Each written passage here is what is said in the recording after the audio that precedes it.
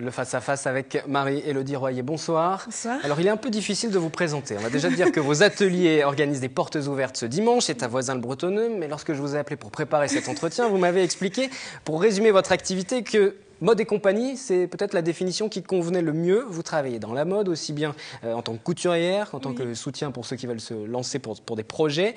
Vous m'avez dit, je suis une boîte à outils. Voilà, je suis un peu autour une de la boîte à mode. outils parce que selon ce que les gens ont besoin, je m'adapte. Donc selon leurs demandes. Donc ça peut très bien, là en ce moment, je suis en train d'aider quelqu'un pour lancer sa collection de polos. J'ai en même temps, je développe un service de retouche chez moi. En même temps, je fais des réalisations, des créations et en même temps, je donne des cours de couture. Et l'activité principale, ce serait quoi alors ? Ce serait la couture et la mode. Et vous avez commencé il y a 2 ans et demi, donc oui, 2 ans et demi, à Voisins-le-Bretonneux. Oui. Comment est née cette aventure? Alors, comment est née cette aventure? C'est que, en fait, j'étais chercher un travail et puis à ce moment-là, j'avais un bâtiment qui était libre dans ma famille, qui m'ont dit tiens, viens, va voir, et je suis allée voir.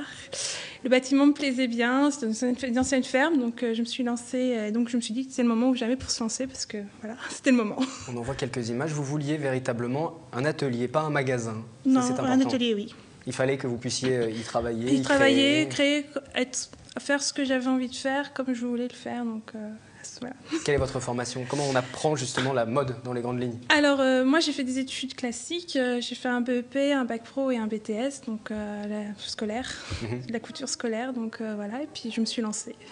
Et ensuite, maintenant, comment on fait? On suit la mode au quotidien? On continue à se former aussi? On se forme tout le temps. On fait des recherches, quelqu'un qui sait une certaine technique, on l'apprend, puis on le retransmet, puis on refait ses propres recherches, puis on développe ce qu'on a envie, ce qu'on aime plus faire que d'autres. Parce que moi, je suis plutôt dans le conceptuel que dans la fabrication. Donc, je vais plutôt imaginer un produit plutôt que de le coudre.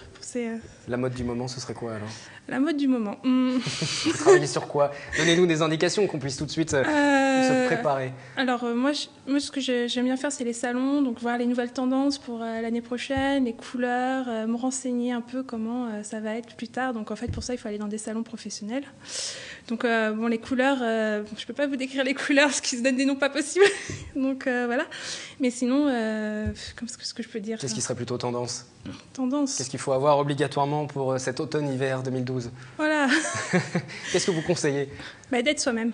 Voilà, c'est un bon conseil et ça s'applique à toutes les saisons et quelles que soient les modes. Effectivement, voilà. Ça, c'est un bon conseil. Vous donnez aussi des cours dans ces ateliers à Voisins-le-Bretonneux. Oui, j'ai des cours de couture, voilà. Oui. Donc, c'est des cours, donc chacun choisit ce qu'il veut étudier selon ses envies. Quels sont les types de demandes, peut-être, alors, qui reviennent le plus souvent? C'est très varié ou il y a des choses C'est très varié parce que ça va, quand il y a des gens qui veulent apprendre à faire des vêtements pour enfants, de l'ameublement, faire soi-même ses patrons, ça change tout le temps.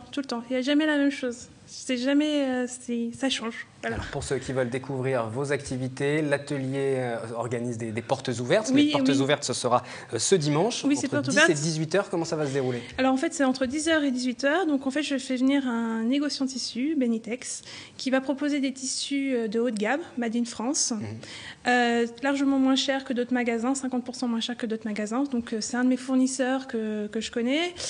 Et je voulais le proposer au grand public pour la simple et bonne raison que je vois qu'il y a une demande cruciale de tissus actuellement dans la région. Donc j'ai proposé à mon fournisseur de bien venir pour cette vente. Donc, il y a une demande, mais ça coûte cher.